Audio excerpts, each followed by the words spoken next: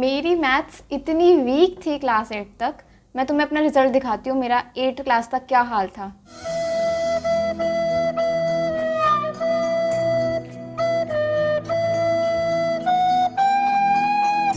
लेकिन उसके बाद 9, 10th, 11, 12th मेरी चारों क्लासेस में मैथ्स थी। मैंने पीसीएमबी से पढ़ा था, मैंने बताया भी होगा। लेकिन इस टाइम पीरियड में मेरे मैथ्स में कभी कम नंबर नहीं आए।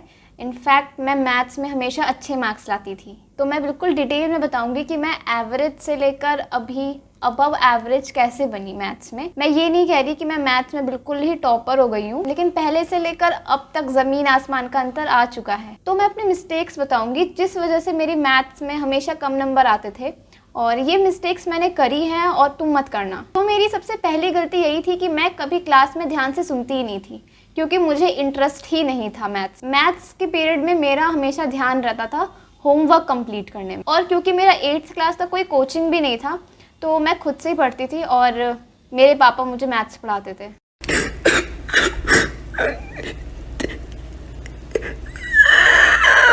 हाँ, बिल्कुल ऐसे ही मैथ्स पढ़ाते थे मेरे पापा। तो मुझे मैथ्स की याद आती थी एग्ज़ाम से पहले ही, और इसीलिए मेरे पास टाइम भी नहीं बचता था मैथ्स पढ़ने का।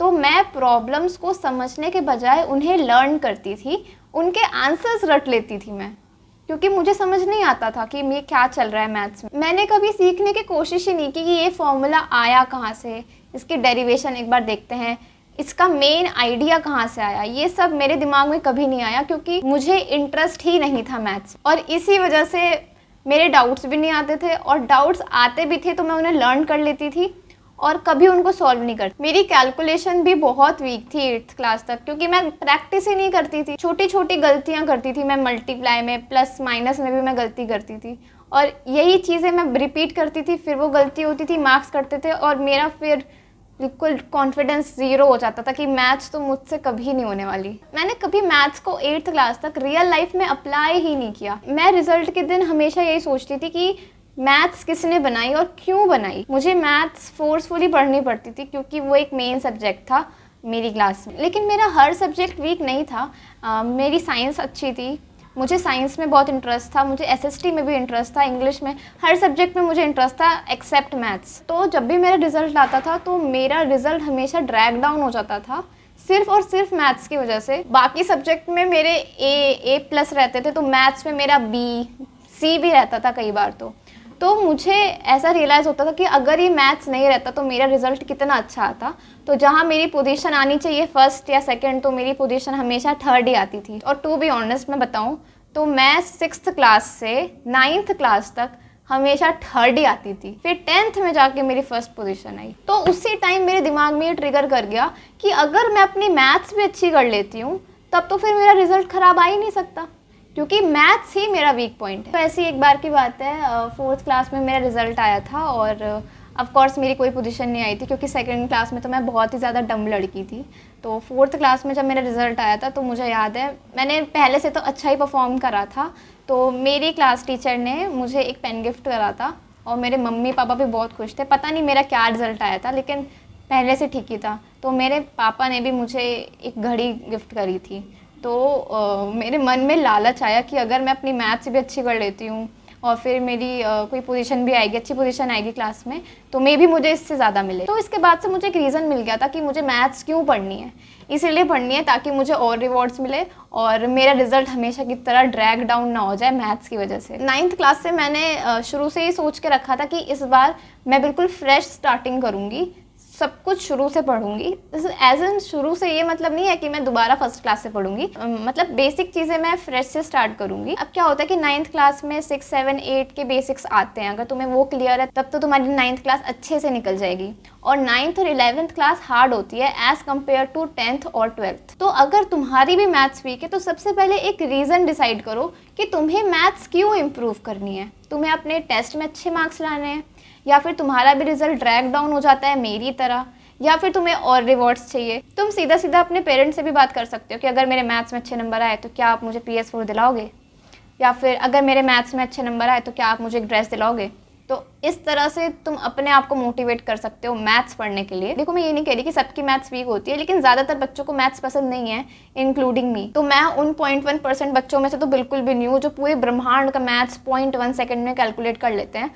मुझे 46 + 56 करने में भी टाइम लगता है। तो जब मैं 9th क्लास में आई तो मेरे अंदर एक कॉन्फिडेंस था कि इस बार मैं अच्छा परफॉर्म करूंगी पहले से, और क्योंकि मेरा स्कूल भी चेंज हो गया था तो एक अलग ही पॉजिटिव एनर्जी थी मेरे अंदर। तो जो गलतियां मैंने 8th क्लास तक करी थी वो मैंने 9th में रिपीट नहीं करी। मैं सारे लेक्चर सुनती थी, हर लेक्चर अटेंड करती थी। लेक्चर के टाइम पे अगर मुझे कोई प्रॉब्लम आती थी तो मैं बिना कोई एम्बैरेसमेंट फील किए पूरी क्लास के सामने वो डाउट पूछती थी। और क्योंकि मैं एक गर्ल्स स्कूल में थी 9th क्लास में, तो बहुत बार होता है कि एक मीन गर्ल का ग्रुप होता है जो तुम्हें हर बात पे चिढ़ाएगा, तुम्हारी छोटी छोटी बातों पे भी चिढ़ाएगा। तो उनको जवाब देना मैं सीख चुकी थी उस टाइम तक, इसीलिए जवाब देना सीख जाओ। तो यहीं पे तुम्हारा सबसे इम्पॉर्टेंट पॉइंट आता है कि अपने डाउट्स क्लियर करो। और जब तुम डाउट्स पूछना शुरू करोगे तो टीचर का अटेंशन अपने आप तुम्हारी तरफ आ जाएगा। और कभी कभी तो ऐसा भी होता था कि कोई कॉन्सेप्ट समझाने के बाद टीचर मुझसे पूछती थी कि क्या तुम्हें ये समझ में आया, क्योंकि मैं क्लास में अटेंटिव रहती थी और डाउट्स पूछती थी। और इसी का ये बेनिफिट मिला कि मेरे पास एक टीचर थी बाय माय साइड जिनसे मैं बात कर सकती थी, अपने डाउट्स क्लियर कर सकती थी। जितने भी बच्चों की मैथ्स वीक है उसमें से 80% बच्चों की कैलकुलेशन कमज़ोर होती है और वो क्या करते हैं, डायरेक्ट कॉन्सेप्ट पे जंप कर जाते हैं, उससे पहले अपने बेसिक्स पे काम नहीं करते। तो ऐसा बिल्कुल भी मत करो।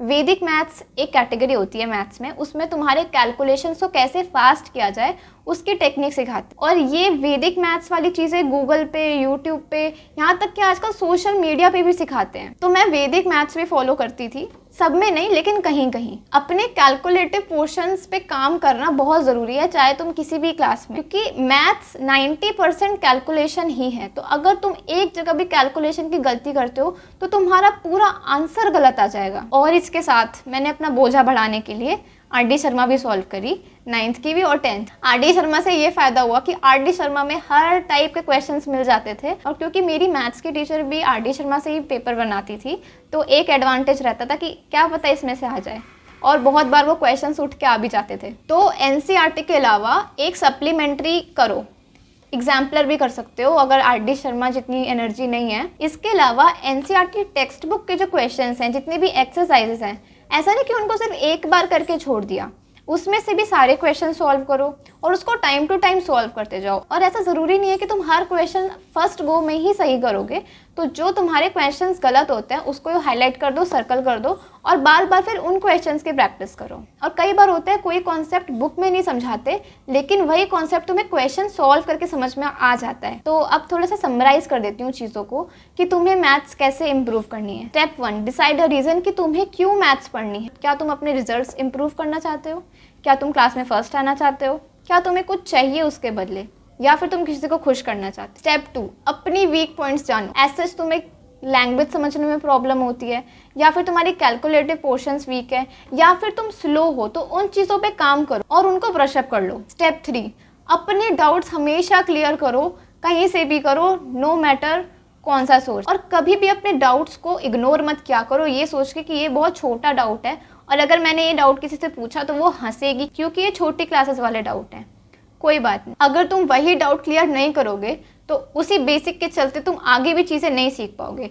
इसलिए डाउट कितना ही सिली क्यों ना हो, हमेशा पूछा करो, चाहे तुम अकेले में ही क्यों ना पूछो। स्टेप 4, टेक्स्ट बुक और सप्लीमेंट्री बुक्स को सीरियसली लेना सीखो। उन्हीं क्वेश्चंस को बार बार प्रैक्टिस करो और अपने कॉन्सेप्ट्स ब्रश अप करते रहो। स्टेप 5, हमेशा PYQ सॉल्व करते रहना है, ये चेक करने के लिए कि क्या जो तुम क्वेश्चंस बना रहे हो वो कहीं से रिलेटेड हैं पास्ट ईयर क्वेश्चन से, क्योंकि trend is always the same. चाहे तुम क्वेश्चन का पैटर्न बदल दो लेकिन ट्रेंड वही रहेगा, टॉपिक वही आएगा। और लास्ट स्टेप, हमेशा अपनी गलतियों से सीखना है। जब भी तुम्हारी मार्कशीट मिले तो मार्क्स देखने के बाद अपनी मिस्टेक्स देखा करो कि कहाँ कहाँ तुम्हारी गलती हुई है, कौन से स्टेप तुमने मिस कर दिए, कहाँ तुमने फॉर्मूला गलत लगाया है, उन चीज़ों को फिर दोबारा पढ़ो। तो मैथ्स को इम्प्रूव करना कोई रॉकेट साइंस जितना हार्ड नहीं है। अपने अंदर जैसा माइंडसेट बनाओगे दिमाग वैसा ही काम करेगा। मैं सोचा करती थी कि मैथ्स मुझसे कभी नहीं होगी, इसलिए मेरी मैथ्स कभी हुई ही नहीं मुझसे 8th क्लास तक।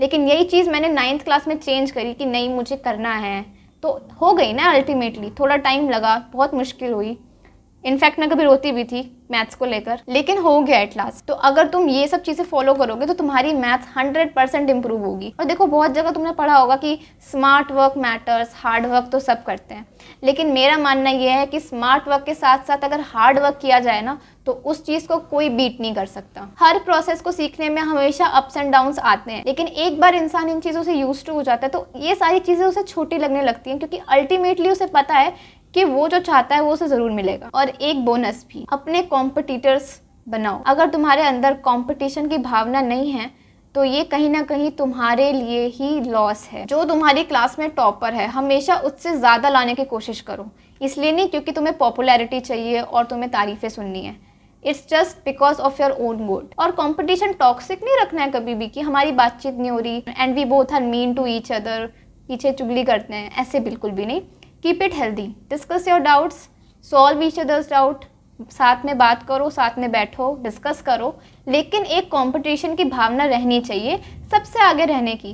इसमें कोई बुराई नहीं है, हर इंसान अपना बेटर वर्जन बनना चाहता है, लेकिन उसके लिए दिमाग को मैसेज पहुंचाना ज़रूरी है कि वो अभी आगे नहीं है और उसे और हार्ड वर्क करना है आगे बढ़ने के लिए। तो ये थोड़ी सी मोटिवेशन दे दी मैंने, हो सकता है इससे तुम्हारा काम आसान हो जाए। और जितने भी बच्चे इस वेन में कि हमारी मैथ्स तो कभी इम्प्रूव नहीं होगी, चाहे जो मर्जी कर लो, ये सब चीज़ें फॉलो करो। थोड़ी सी मेहनत है, थोड़ा सा टाइम है, एनर्जी है, इन्वेस्ट करोगे तभी मिलेगा। So that's it for this video.